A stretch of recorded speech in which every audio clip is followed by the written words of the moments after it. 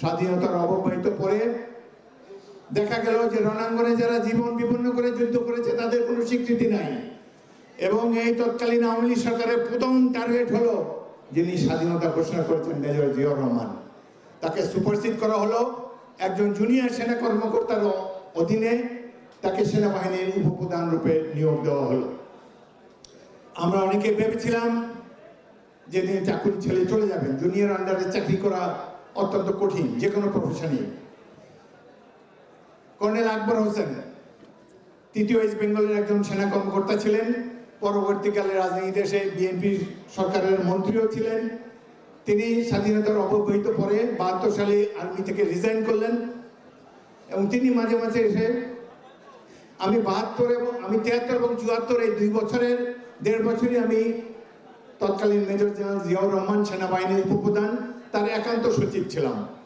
Colonel আকবর দেখি ২ দিন পরে পরে আসে আর জেনারেল জিয়াকে বলে, স্যার এখান থেকে রিজাইন দিয়ে দেন, আসেন আমরা রাজনীতি করি। উনি ইউপিপিতে জয়েন করেছেন, সেখানকার ভাইস প্রেসিডেন্ট।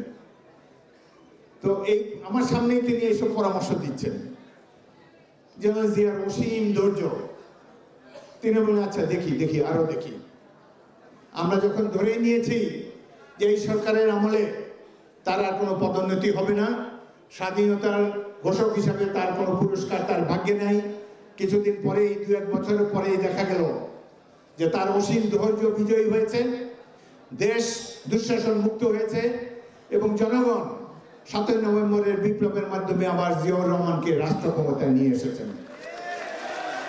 আমি তার একান্ত সচিব হিসাবে লক্ষ্য করেছি কোনো পজিশনে যাওয়ার জন্য তিনি কখনো চেষ্টা করেন নাই। আল্লাহর উপরে ছিল অসীম বিশ্বাস। তিনি অপেক্ষা করেছিলেন, ধৈর্য ধারণ করেছিলেন। আমাদের ধর্মগ্রন্থেই আছে যে আল্লাহ ধৈর্যশীলদের সাথে আছে। সুতরাং আল্লাহ তাআলাই তার পথে সকল বাধা সরিয়ে দিয়েছেন। এখন আমরা অনেকেই ভেবেছিলাম এই শেখ হাসিনার শাসন না জানি কত বছর থাকে। এই মঞ্চে এখানে দাঁড়িয়ে আমি ৬ মাস আগে বলেছিলাম, ক্ষুদ্র রাজনৈতিক কর্মী, তবুও আমার মুখ থেকে বের হয়েছিল যে শেখ হাসিনার শাসন যদি দীর্ঘস্থায়ী হয় তাহলে সভ্যতার ইতিহাস মিথ্যা হয়ে যাবে।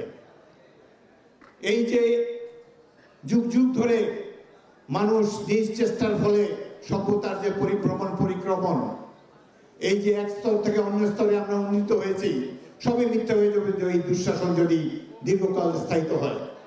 তার ১ মাসের মধ্যে দেখেন আল্লাহ রাব্বুল আলামিনের হস্তক্ষেপে এমন গজব তাদের উপরে নেমেছে, দেশ ছেড়ে তো পালাতে হয়েছেই, এখন তাদের ধীরে ধীরে অস্তিত্ব বিলুপ হওয়ার অতিক্রম হয়েছে।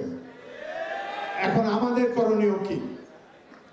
আমরা অবশ্যই একটি নির্বাচিত সরকার দেখতে চাই। আমাদের এই মুহূর্তে করণীয় শহীদ জিয়ার আদর্শকে অনুসরণ করা, তার মতো সৎ দেশপ্রেমিক হওয়া। আমাদের এই দলের উপরে কোনো ধরনের কলঙ্ক যাতে না আসে, প্রত্যেকটি কর্মীকে, নেতাকে সেই জন্য সজাগ থাকতে হবে। আমি আমাদের অ্যাক্টিং চেয়ারপারসনকে বলতে চাই, যত বড় নেতাই হোক, দুর্নীতির অভিযোগ পেলে তাকে সাথে সাথে বহিষ্কার করে দেবেন, whoever he may be। আমরা ১-২ জন ব্যক্তির জন্য আমাদের দেশ এবং জাতির এবং দলের ভাগ্যকে বিপর্যয়ের সামনে নিতে চাই না।